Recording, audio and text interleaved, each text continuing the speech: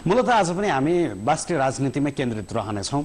अहिले विपक्षीहरूले आन्दोलनको घोषणा गरिसकेका छन्। बाबुराम सरकारको सर्वसत्तावादका विरुद्धमा आन्दोलनको विकल्प नभएको उनीहरूले बताएका छन्। काठमाडौँमा 26 गते पनि बृहत् आमसभा गर्ने उनीहरूको योजना छ र त्यसैगरी सत्ताको सरकारको नेतृत्व गरिरहेको एकीकृत नेकपा माओवादी यतिखेर महाधिवेशनमा छ हेटौडामा र महाधिवेशन पश्चात केही परिवर्तन वा महाधिवेशन पश्चात सहमतिका निम्ति केही वातावरण बन्छ कि भन्ने जनअपेक्षा छ।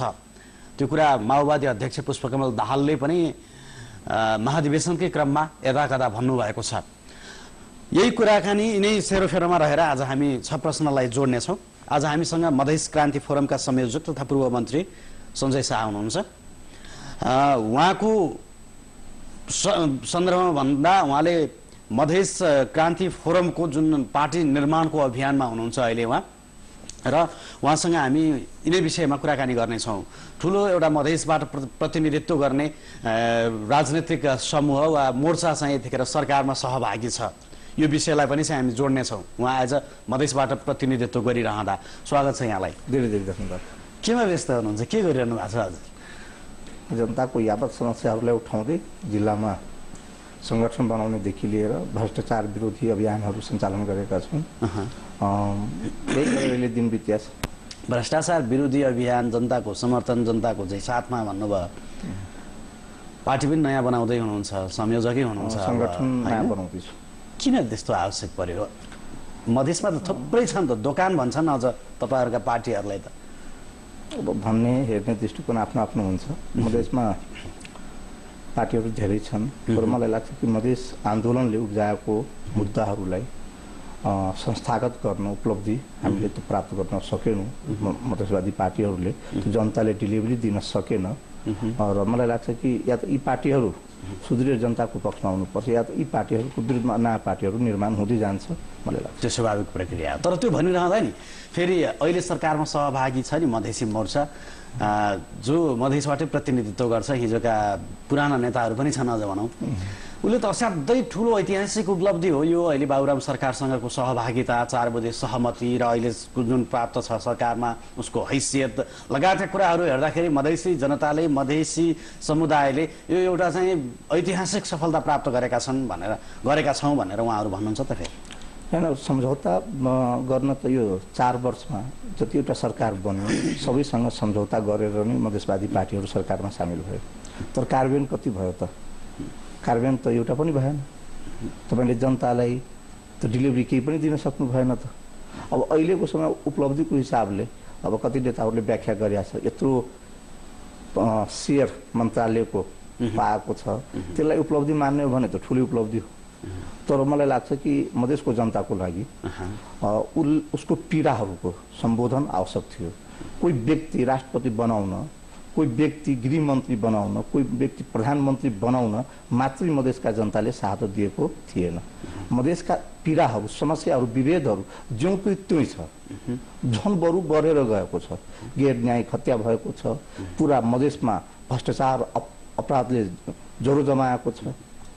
ती जनताका समस्याहरूप्रति, यावत समस्याहरूप्रति न मधेसवादी पार्टीले केही भूमिका खेल्न सकेको छ, न राज्यले त्यसलाई सम्बोधन गर्न सकेको छ। यस्तो अवस्थामा खालि सरकारको यो सेयर गरेर त्यसो भए तपाईँले बनाउनला सङ्गठन चाहिँ कस्तो हुन्छ त? हामीले जनताको यावत समस्याहरूलाई प्राथमिकताको साथमा राखेर मलाई लाग्छ कि हामीले सरकारमा पुगेपछि तपाईँ पनि त्यही होला होइन? तपाईँ पनि मन्त्रालयमा जानुभयो होइन, क्याबिनेटमा जानुभयो होइन? त्यो हेर्नुहोस्, त्यो व्यक्तिकै आफ्नो जीवनको प्रति, आफ्नो चेतनाको प्रतिको सबैको फरक फरक दृष्टिकोण हुन्छ। अब सबै व्यक्ति खराबै हुन्छ, नराम्रै हुन्छ, त्यो त तपाईँले भन्न पाउनुहुन्न नि त। के तपाईँले भन्न चाहनुहुन्छ कि मधेसको सबै व्यक्ति, सबै पोलिटिसियनहरू खराबै छ? मधेस मात्र नभएर समग्रमा मैले नेतृत्वकै आलोचना गर्दाखेरि मधेसको तपाईँ आज प्रतिनिधित्व गरिरहेर मधेसी नेताहरूलाई आलोचना गरिरहँदा सबैको नेतृत्व हेरिरहेछौँ नि हामीले होइन? मधेसमा जाने, धोती लगाउने र चाहिँ पहाडीहरूलाई गाली गर्ने, चर्को चाहिँ मधेसवादको कुरा गर्ने होइन, अनि पहाडमा आउने राजनीतिक दलको दलाली नगरिन सरकारमा पुगिन्न भन्ने मानसिकता बनाउने। अहिले त मधेसवादी पार्टीले त्यो पनि गरेका छैन। मधेस जानै छोडिसकेका छ। होइन होइन मधेसमा गइसकेपछि त धोती लगायो यहाँबाट उहाँसम्म लत्रिँदै गरी धोती लगायो त्यसपछि मधेसवादका चर्का कुरा गर्यो तर केन्द्रमा आयो गर्यो के भन्दा कङ्ग्रेस एमालेसँग अथवा ठुलो पार्टीसँग चाहिँ कुनै न कुनै किसिमले चाकडी नगरिन सरकारमा सहभागी हुन्न भइन्न भन्ने नगइदिएको भए मलाई लाग्थ्यो मुद्दा अझै बलियो हुन्थ्यो मधेसले उठाएको मुद्दाहरू बलियो हुन्थ्यो र जनता अहिले जुन किसिमले मधेसवादी पार्टीहरू समेत माथि पनि अलिक आक्रोशमै छ मधेसमा त्यो अवस्था हुने थिएन र यो एउटा आन्दोलनको लागि विभेदको विरुद्धमा लडेको जमातको लागि समाजको लागि समुदायको लागि तपाईको त्यो सत्तामा गएर सङ्घर्ष कहीँ न कहीँ टुङ्गिन्छ जस्तो पनि हुन्छ त्यही भएर मधेसवादी पार्टीहरू सरकार र सत्तामा नगइदिएको भए मधेस आन्दोलन अझै एउटा ठुलो उचाइ लिएको हुन्थ्यो मलाई विश्वास लाग्छ तपाईँ क्याबिनेटमा सहभागी हुँदै गर्दा पनि एउटा असन्तुष्टि प्रकट गर्नुभएको थियो होइन मैले बारम्बार मैले अहिले हेर्नुहोस् मलाई जहाँसम्म मैले राज्य व्यवस्था र राजनीतिलाई मैले बुझेँ मलाई के लाग्छ भने नेपालमा जनताका यावत समस्याहरू दिनचर्याका समस्याहरू या राष्ट्रप्रति नेपाली कुनै पनि राजनीतिक दलहरू न इमान्दार छन् र जवाबदेही छन् परिणामस्वरूप नेपाल आज भयावह परिस्थितिबाट गुजिरहेको छ राजनीतिक रूपले आर्थिक रूपले सामाजिक रूपले या यो पनि भन्नुहोस् तपाईँले कि नेपाल आज मुलुक नै कोल्याप्स हुने बाटोतिर लागिसकेको छ चारैतिरबाट अनि तपाईँको खालि मात्रै राजनीतिक पार्टीहरूले ठुलो राजनीतिक पार्टी भन्नुहोस् सानो राजनीतिक पार्टी भन्नुहोस् खालि सत्ताको समीकरण सत्ताको उथलपुथल सरकार बनाउने र खसाउने खेल बाहेक तपाईँले केही पनि दिनुभएको छ र एउटा सँगसँगै यस्तो एउटा दुर्भाग्यपूर्ण चाहिँ के छ भने सानो छँदा र पहुँचमा उसको चाहिँ नहुँदा वा लिडरसिपमा पहुँच नहुँदाखेरि चर्का कुरा गर्न सजिलो छ सकिन्छ गरिदो रहेछ होइन विपक्षीमा हुँदा सडकमा हुँदा आन्दोलनमा हुँदा अनि नेतृत्वमा गइसकेपछि केले चाहिँ त्यस्तो प्रभाव पार्दो रहेछ यहाँको ब्युरोक्रेसी नेपाल भारत बिचको सम्बन्ध केले चाहिँ असहज हिजो एकीकृत नेकपा माओवादी पनि सशस्त्र सङ्घर्षमा हुँदाखेरि हामीले सुन्यौँ नि उनीहरूका कुरा अहिले उनीहरू नेतृत्वमा छन् तपाईँहरू मधेसमा त्यत्रो आन्दोलन गर्नुभयो ठुलो सफलता उपलब्धि प्राप्त भयो भन्नुभयो सरकारमा सहभागी हुनुभयो ठुलै हैसियतका साथ हुँदो रहेछ चाहिँ के खासमा भन्नुहोस् त हेर्नुहोस् यो वास्तविकमा भन्ने हो भने हाम्रो मुलुकको एकदम यथार्थमा गएर विश्लेषण गर्नुपर्दा हामी नेपाली जनताहरूमा जुन राजनीतिक चेतनाको अभाव छ जुन नेपाली जनतामा अहिले राजनीतिक प्रति जुन तपाईँको नेपालको 90% पिपुल म भन्छु पोलिटिक्ससँग कहीँ न कहीँ टाढा छ अब जहाँको जनताहरू पोलिटिक्समा इन्ट्रेस्ट छैन जहाँको युवालाई तपाईँको मुलुकको समस्याहरूप्रति चिन्ता छैन अनि राजनीतिक दलका मान्छेहरू क्षणिक केही इमोसनल कुराहरू उठाएर राजनीति गरेको छ त्यो पनि किन इमोसनल मुद्दाको साथ राजनीति गरिएको छ भने त्यो सत्ताको लागि तपाईँले त्यही भएर 2047 साल पछाडिको जम्मै पनि घटनाक्रम हेर्नुभयो भने तपाईँले मुलुकले निकास पाउनुभन्दा अल्झिँदै गएको छ देश समस्याग्रस्त हुँदै गएको छ चारैतिर त्राहिमाम छ तपाईँ अराजकको अवस्थामा मुलुक पुगिसकेको अवस्था छ यो बिचमा यो 22-23 वर्षमा ठुल्ठुलो आन्दोलन ठुल्ठुलो परिवर्तनहरू र जनताको दुनियाँको सबभन्दा राम्रो व्यवस्था लोकतान्त्रिक व्यवस्था यो मुलुकमा चलेको छ 2-4 वर्ष त शाहीकालको शासन हटाइदिने हो भने 22 वर्षमा तर यो 22 वर्ष मुलुकको जनताले के पायो त यसको मलाई जहाँसम्म लाग्छ अब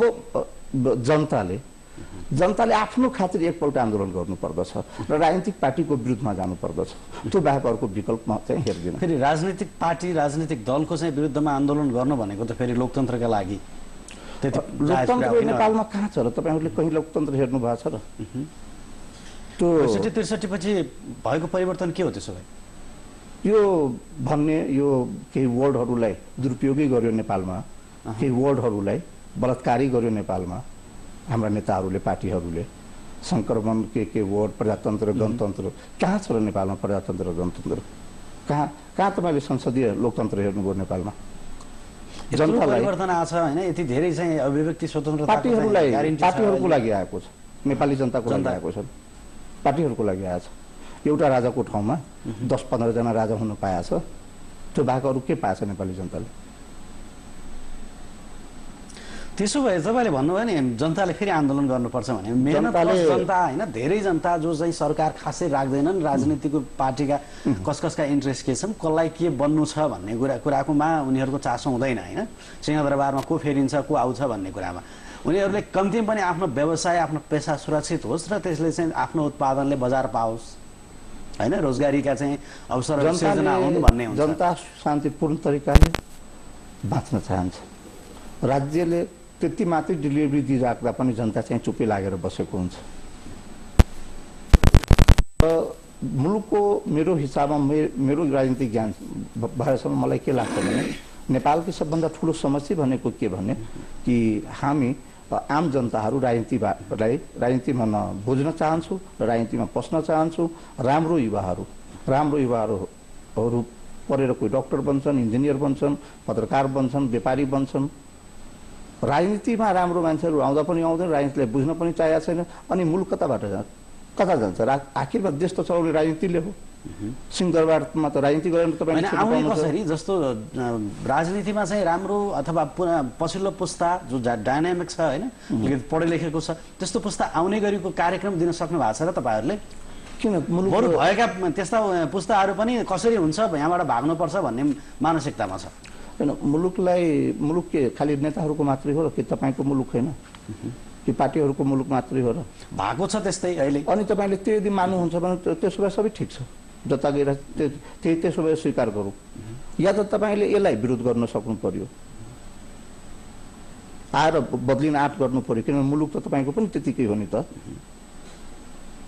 तपाईँको पनि त जिम्मेवारी छ नि त अनि तब आफ्नो जिम्मेवारी चाहिँ पुरा नगर्ने अनि नेताहरूलाई पार्टीले मात्रै गाली गरेर पनि भएन थोरै भूमिका आफ्नो तर्फबाट दिन सक्नु पर्यो यहाँमा तर त्यो असङ्गठित समूहले के गर्न सक्छ र अहिले दुनियाँमा संगठन चाहिन्छ विचार चाहिन्छ लिडरसिप चाहिन्छ अहिले दुनियाँमा भर्खरै यो 2 वर्षभित्र तपाईँले हेर्नुभयो होला ठुल्ठुलो जनताले सडकबाट परिवर्तन गर्यो नि त बेगर राजनीतिक पार्टीको बेगर परिवर्तन गर्यो नि त ठुल्ठुलो ताना शासकताहरूलाई उखालेर फालिदियो नि त जनताले गर्न सक्छ जनता त सार्वभौम हो जनता भए पो यो नेपाल हो वास्तवमा राजनीति भने कस्तो रहेछ जस्तो भइसक्यो भने नि भन्ने गर्ने बीचमा धेरै चाहिँ भिन्नता होइन धेरै फरकपन राजनीति जे गर्छौँ त्यो भन्दैनौँ जे भन्छौँ त्यो गर्दैनौँ राजनीति अहिलेको समयमा नेपाल र दक्षिण एसियामा एकदमै dirty game power of game मात्रमा सीमित भएको छ जनताप्रतिको जवाबदेहिता तपाईँले पाउनुहुन्न कुनै पनि पार्टी र नेताको तपाईँले हेर्नुहोस् न अहिले संसदीय अहिले हाउस चलिरहेको भए बाबुराम भट्टराई को प्रति जवाबदेह हुन्थ्यो प्रचण्ड प्रति जवाबदेह हुन्थ्यो एकीकृत माओवादी प्रति उसको जवाबदेहिता हुन्थ्यो उसलाई कसले हटाउन सक्थ्यो नेपाली जनताले हटाउन सक्दैन थियो उसलाई कसले हटाउन सक्थ्यो भने उसका पार्टीले हटाउन सक्थ्यो भारतमा अहिले मनमोहन सिंहजी हुनुहुन्छ उहाँ सोनियाजी प्रति जवाबदेह हुनुहुन्छ भारतको जनताप्रति जवाबदेह भएको हामी त्यो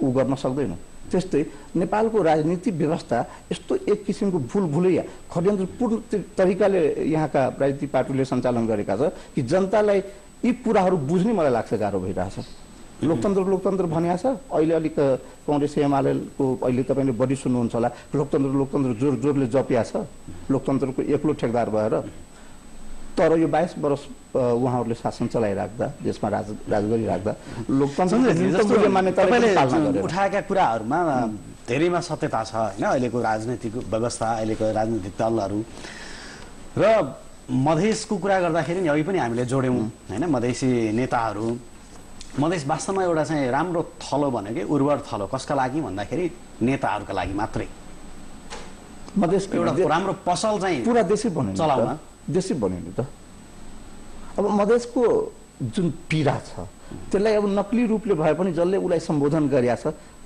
त्यसले त्यहाँ राजनीति गर्न पाइएछ त्यो एउटा त्यो भनाइमा तपाईको भनाइ ठिकै होला हैन भने त देशैको नि देशै भन्दा पनि हुन्छ नि त सानो सानो समूहमा कतिवटा जति समूह विभाजित हुनुहुन्छ हेर्नुस् त तपाईहरु मधेसबाटै प्रतिनिधित्व गर्ने राजनीतिक दलहरु त्यो भन्दा फेरि तपाईहरु भन्नुहोला एमाले पनि त विभाजित भएको थियो भर्खरै माओवादी भएको छ हैन हामी त्यो पनि म भन्दिन म तपाईलाई के भन्छु भने क्रान्तिको अगाडि देखा पर्ने सबै लक्षणहरू हो चीनमा तपाईको क्रान्ति भइराख्दा माओको पार्टी बन्दासम्म 103 वटा पार्टी थियो, 100 भन्दा बढी पार्टी जन्मिसकेका थियो। यो हामी मधेसको छुट्टी पीडा छ, छुट्टी समस्या छ, मधेसलाई त्यो ठुलो क्रान्ति चाहिएको छ। यो क्रान्तिको बाटोको एउटा त अवस्थाहरू हो। अहिले मधेसको जनता निराश छन् र यही निराशाबाट एउटा ठुलो क्रान्ति हुन सक्ने म सम्भावना पनि हेर्दछु। धेरैपल्ट क्रान्ति गरिसकेका छ, धेरैपल्ट आन्दोलन गरेका छ मधेसले, अस्ति मात्रै पनि त्यत्रो छैन। मधेसले एउटा पनि अहिलेसम्म क्रान्ति गरेको छैन। मधेस आन्दोलन पनि त्यसलाई कमसेकम मैले चाहिँ राजनीतिक रूपले मधेसबाट उहाँहरू चाहिँ को अथवा उहाँहरूको हैसियत के हो? मधेसको नाममा मधेसको पीडालाई नक्ली रूपमा सम्बोधन गरिदिएर मधेसको नाममा राजनीति गरिया भन्नुपर्छ। किनभने तपाईँले हाम्रोदेखि अहिलेसम्ममा यत्रो पार्टीहरू, यत्रो नेताहरू, यत्रो ठुलो शक्तिको रूपमा हामी मधेसवादी पार्टीहरू आयो, तर जनताले के पायो त? एउटा पनि यो अवस्थामा फेरि तपाईँले भने नयाँ शक्ति चाहिँ उत्पादन अथवा नयाँ शक्ति बन्छ, नयाँ सङ्गठन बन्छ, पार्टी बन्छ भन्दै गर्दा मधेसको त्यो मनोविज्ञान अथवा चाहिँ त्यो अब फेरि चाहिँ अर्को चाहिँ एकपटक आन्दोलन गर्ने गरीको मनोविज्ञान बन्न सक्छ? एकदमै भन्छ। अहिले त्यो सम्भावना झन् बढेर गएको छ, किन मधेसवादी पार्टीहरूप्रतिको जुन निराशा बढेर गएको छ, जनता अहिले अन्यलमा छ। यस्तो निराशाहरूको बिचमा क्रान्ति भएको धेरै ठाउँको इतिहास हामीलाई थाहा छ। अलि पत्याउन गाह्रो भयो क्या अब राजनैतिक दलका नेताहरूले परिवर्तनको लागि फेरि आन्दोलन भन्दाखेरि जनताले अब अघिकै प्रश्न गर्दाखेरि जो चाहिँ आफ्नो चाहिँ व्यवसाय, पेसा, रोजगारी निर्भयका साथ चाहन्छन् उनीहरूलाई सरकार छैन खासै, को आउँछ को जान्छ सँग। होइन, तपाईँले मलाई लाग्छ कि मैले तपाईँले कुरा सम्झाउन सकिनँ। यो जनता खालि राजनीतिक दलकै नेतृत्वमा कहीँ परिवर्तन भएको सबै ठाउँको इतिहास थोरै छ र जनताकै बिचबाट कोही नयाँ मान्छे पनि आउन सक्छ नि त। र मैले जुन किसिमले युवाहरूमा विभिन्न पार्टीको युवाहरूसँग कुरा हुँदाखेरि जुन मैले एउटा आक्रोश देखेको छु, त्यो मलाई सकारात्मक लाग्दछ। यो राजनीतिक घटनाक्रमले नेपालको उथलपुथल गर्ने मलाई पक्की भएको छ। मलाई उथलपुथल हुन्छ, चाहे त्यो नेपाली कङ्ग्रेसभित्र भएका केही युवा साथी हुन्। अहिले आन्दोलन भइरहेछ नि, विपक्षीहरू आन्दोलन गरिरहेछन्, सरकारमा सहभागी दलहरू समेत आन्दोलन भनिरहेछन्। यो चाहिँ के हो त्यसो भए? यसो सत्ता प्राप्तिको डर्टी गेम। यो अन्त त सत्ता त प्राप्त गर्नु नै छ होइन? सत्ता प्राप्त गर्नु छ भने अहिलेकै सत्तामा के खराबी छ? अहिलेको सत्तामा के खराबी छ? र यो भन्दा राम्रो कुन सरकार थियो? पछाडिको सरकार पल्टाएर हेर्नुहोस्। यो भन्दा आउने कुन रामजीको सरकारले राम्रो गर्ला र? के यो सरकार परिवर्तन भएपछि नेपालका सबै यो समस्याहरू समाधान हुन्छ त? त्यसो भए बाबुराम सरकार अथवा बाबुराम नेतृत्वको सरकार अहिले जो छ र त्यसको विरुद्धमा विपक्षीहरू जो आन्दोलनमा छन्, त्यसमा चाहिँ तपाईँ के हो भनाइ? होइन, यो त सरासर जनतासँग बेइमानी हो। जनतालाई ढाँटिया निश्चित रूपमा विपक्षी पार्टीहरूको। जनता के नेपालको जनताले अहिले नयाँ सरकार खोजेको, नेपालको जनताले संविधान खोजेको। तपाईँले संविधान दिनु, तपाईँले अघि भन्नुभएको थियो नि के गरेछन् र होइन मधेसमा सहभागी दलका नेताहरूले पनि भनेर भन्नुभएको छ नि। त्यसो भए यो सरकारको निरन्तरता चाहिँ किन? होइन, सरकारको निरन्तरता र यसको अन्त केही मुद्दै होइन। अहिले के सरकार बदलिनु र हुनुमा केही मतलबै छैन नेपाली जनतालाई। सरकार बदलिँदा पनि जनताले केही पाउने होइन, सरकार हुँदा पनि केही पाएको छैन। जति बहस भइरहेछ नि लामो संक्रमण होइन, संविधान सभाबाट परिवर्तन संस्थागत गर्ने गरेको संविधान, यो बहस पनि निरर्थक हो। त्यसो भए किन बहस अब जनतामा हुनु, मिडियामा हुनु सकारात्मक कुरा हो। तर राजनीतिक दलहरू त त्यो प्रतिबन्धदार भइदिएन नि त। राजनीतिक दलहरूले त खालि सत्ताको खेल बाहेक यो 100 वर्ष त केही पनि गरिदिएन नि त। जनताले त चाहेको जनआन्दोलन 2 होस्, मधेस आन्दोलन होस्, जम्मै आन्दोलन माध्यमले त नयाँ संविधान चाहेको थियो नि। विभेद, सबै किसिमको विभेदको अन्त चाहेको थियो नि त। अब फेरि संविधान सभाको निर्वाचन त आवश्यक छ होइन, गर्न पर्यो। किन आवश्यक छ? म त्यो पनि आवश्यक हेर्दिनँ। के गर्ने त त्यसो भए? अहिले आखिरमा तपाईँले संविधान सभाको निर्वाचन गराएर के तपाईँले संविधान बनाउने हो र? कुनै पार्टीको नेताले यो ग्यारेन्टी गर्छ? संविधान अहिले यो प्रयोग के जनताको लागि काफी छैन? अहिले जुन संविधान सभाको प्रयोग भयो, यो 601 को गोरे जात्रा बनाएर अनि यत्रो राज्यको अर्बौं ढुकुटी लुटाएर, यो प्रयोग नेपाली जनताको लागि काफी भएन? आखिरमा तपाईँहरूले लास्टसम्ममा तपाईँहरूले के गर्नुहुन्थ्यो? राजनीतिक पार्टीहरूले के गर्थ्यो? 5-10 जना टाउके नाइकेहरू बस्थ्यो जो संविधान सभामा, जसले जनताले पराजित गरिसकेका थिए। तिनीहरूले चाहिँ संविधान बनाउने कुरामा सहमति र असहमति गर्थे बाँकी जनताबाट निर्वाचित आएका थिए त्यसले केही भूमिका पायो आखिरमा अब के पर्ने हो त्यसो भए जस्तो अब चाहिँ बाबुराम एकैछिन यो अब यदि संविधान सभाको तपाईँ निर्वाचन गर्नुभयो र यो संविधान सभाको निर्वाचनबाट कि जनताका प्रतिनिधिले संविधान लेख्न पाउने तपाईँले ग्यारेन्टी गर्न सक्छ कसैले आखिरमा गर्ने तपाईँहरूले सहमतिको नाममा त्यही 5, 7, 10 जनाले हो होइन यस्तो पनि हो नि तपाईँले जो भन्नुभएको थियो नि जनता चाहिँ जाग्छन् होइन कुनै दिन जनताले अब आफ्नो पक्षमा फैसला गर्नुपर्ने बेला भएको छ भनिरहँदा हिजो जसले चाहिँ संविधान लेख्न दिएन वा जसले यो परिवर्तनलाई रुचाएन भन्ने जस्ता शक्तिहरू त पाखा लाग्छन् नि निर्वाचनमा होइन निर्वाचनबाट तपाईँहरू जस्तो तपाईँले जो भन्नुभएको छ नि हामी परिवर्तनकारी एउटा चाहिँ मधेसमा इस्यु लिएर गएको छौँ त्यस्ता शक्तिहरूको बिन्ती गरौँ भने निर्वाचनको फेरि आफ्नै किसिमको गणित हुन्छ गिरी प्रशासनको दुरुपयोग पैसाको चलखेल होइन तपाईँले कति गर्नुहुन्छ त्यो अनुसारले तपाईँको पक्ष राज्य शक्तिलाई कति दुरुपयोग गर्नुहुन्छ राम मनोहर लोहिया जस्तो व्यक्तिले कहिले चुनावै जित्न सकेन है चुनाव नै एउटा लोकतन्त्रको सबभन्दा राम्रो विकल्प यदि मानिन्छ भने म त्यसलाई राजनीतिक सिद्धान्तकै रूपमा त्यसलाई म गलत मान्दछु जुन प्रकृतिको हाम्रो मुलुकमा चुनाव हुन्छ त्यो प्रकृतिको चुनावबाट तपाईँले जनताकै म्यान्डेट भएको व्यक्तिले त्यहाँ शासन गर्छन् भन्ने कुरा मलाई त्यसमा विश्वास लाग्दैन अनि म तपाईँले के आग्रह गरिरहेको थिएँ भने कि निर्वाचनै गराउनुहुन्छ त्यो पछि पनि तपाईँहरूले सहमतिको नाममा नै गर्नुहुन्छ किनभने असहमति भएन तपाईँहरू जति जसले सक्यो भने नयाँ संविधान बनाउनै सक्नुहुन्न त अहिले नै किन दिनुहुन्न जनतालाई संविधान पुनर्स्थापना गरेर दिनुहोस् या त सहमति गरेर दिनुहोस् तपाईँहरूको सहमतिलाई नेपाली जनताले राष्ट्रिय सहमतिकै रूप दिएकै छ मानेकै छ तपाईँहरू बस इमान्दार हुनु पर्यो यहाँका ठुलो राजनीतिक दल राजनीतिक पार्टीहरू जनताप्रति इमान्दार भएर जुन जनताले मधेस आन्दोलन जनआन्दोलन जनयुद्ध सबै मार्फत जुन आकांक्षा राखेका थिए त्यो तपाईँले पुरा गरिदिनुहोस् तपाईँले यो नाटक मात्रै गरेर यो उत्तम विकल्प चाहिँ के हो त्यसो पुनर्स्थापना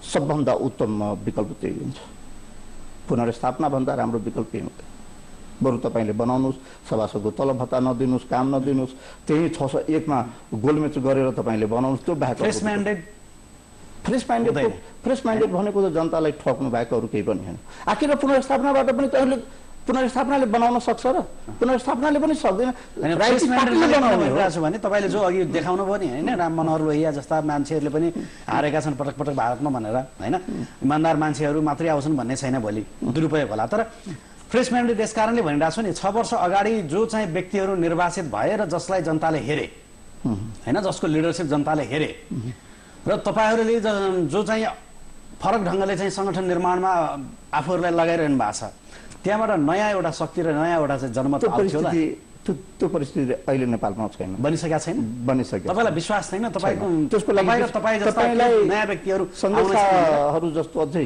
धेरै जन्मिनु पर्दछ त्यसको लागि कमसेकम एउटा 20-25 वर्षको अन्तराल नेपाली समाजलाई चाहिन्छ अहिलेको अवस्था त्यो छैन आमूल परिवर्तन अहिले तत्कालै कसैले गर्न सक्दैन नेपालमा किनभने धेरै कुराहरूको बहस अलिकति सूक्ष्म तरिकाले भइरहेछ यद्यपि त्यो बेला पनि थियो होइन नेपालका परिवर्तनका सन्दर्भमा यही हिन्दू राष्ट्रकै कुरा गरौँ होइन राजतन्त्रकै पक्षमा कुरा गरौँ कमल थापा जो लागिरहनु भएको छ यी तमाम विषयहरू छन् फेरि एकपटक जनतामा जानु आवश्यक छ भन्ने गरीको बहस त जायजै होला नि मलाई लाग्दैन आखिरमा हेर्नुहोस् नेपालमा जुन प्र्याक्टिस भएको छ कि यो प्र्याक्टिसभन्दा बाहिर गएर दुरुपयोग त गर्छन् त्यो दुरुपयोगको लागि गृहमन्त्री दुरुपयोगको लागि सरकार पहिलो भन्ने कुरामा विवादै छ अहिले म मात्रै दुरुपयोगको कुरा गरेको छैन के म आग्रह गर्छु भने कि राजनीतिक दलहरूले जनताले यो प्रतिबद्धता गर्छ कि अब चुनाव हुँदा हामी यो टाउके नाइकेहरू यो रिसोर्टहरूमा बसेर सहमति गर्दैनौँ यो 601 तपाईँले जिताएका प्रतिनिधिहरूले तपाईँको संविधान बनाउने हो यो उनीहरूको मत विभाजनको आधारमा यो फाइनल हुने हो राजनीतिक दलको मौनता हुन्छ जनप्रतिनिधिको प्राथमिकता हुन्छ भनेर के ग्यारेन्टी गर्दछ आखिरमा तपाईँले गर्ने आखिरमा दलीय व्यवस्था दलीय हिसाबले नै हो दलीय सहमतिकै आधारमा हो भने त दल त अहिले पनि छँदैछ नि दल बरु 2-4 वटा त्यसो हो भने अहिले नै सहमति गर्ने वा पुनर्स्थापना गरेर फेरि चाहिँ हिजोको संविधान सभाले गर्ने आम जनताको तर्फबाट भन्दाखेरि है आएछ भोटिङ राइट त मेरो पनि छ नि होइन भोट कसलाई हाल्ने भन्ने कुराको 6 वर्षसम्म मैले भोट हाल्न पाइनँ भने त्यो मेरो पनि त अधिकार उल्लङ्घन भयो नि होइन यसो गर्दा सबभन्दा मलाई लाग्छ उत्तम विकल्प हुन्थ्यो मुद्दाले चुनावमा पठाउन त मुद्दाहरू मेरो एउटा मुद्दा छ म भन्छु मधेस प्रदेश होइन एउटा अर्कोको मुद्दा छ मुद्दा मात्रै जाओस् चुनावमा व्यक्ति किन जाने दुनियाँमा धेरै देशको यस्तो उ भएको छ प्र्याक्टिस भएको छ आखिरमा यो प्र्याक्टिसबाट तपाईँले त संविधान त दिन सक्नु भएन नि त। मुद्दाले लिएर जाउँ हामी, व्यक्ति हुँदैन चुनावमा, मुद्दा हुन्छ। जुन मुद्दाको पक्षमा बढी मत आउँछ त्यो मुद्दाले संविधानमा कार्यान्वयन गरौँ हामीले। अब हिन्दू राज्यको कुरा छ, तपाईँ यो कति पार्टी हुने पक्षमा हुनुहोस्, कति पार्टी नहुने पक्षमा हुनुहोस्, लिएर जानुहोस् चुनावमा। मुद्दालाई जुन स्थापित मुद्दालाई जनताले मत दिन्छ त्यसमा आखिरमा यो दुरुपयोग पनि बन्द हुन्छ, त्यो शक्तिको खेल पनि बन्द हुन्छ र जनताले अनुमोदित संविधान बन्छ। अहिले त दलले अनुमोदित संविधान बनाउन खोजिएको छ। हस् सञ्जयजी, धन्यवाद। दर्शकहरू, उहाँ हुनुहुन्थ्यो मधेस क्रान्ति फोरमका संयोजक सञ्जय शाह। आजको 6 प्रश्नमा आजलाई यति नै, आज्ञा दिनुहोस्। नमस्ते।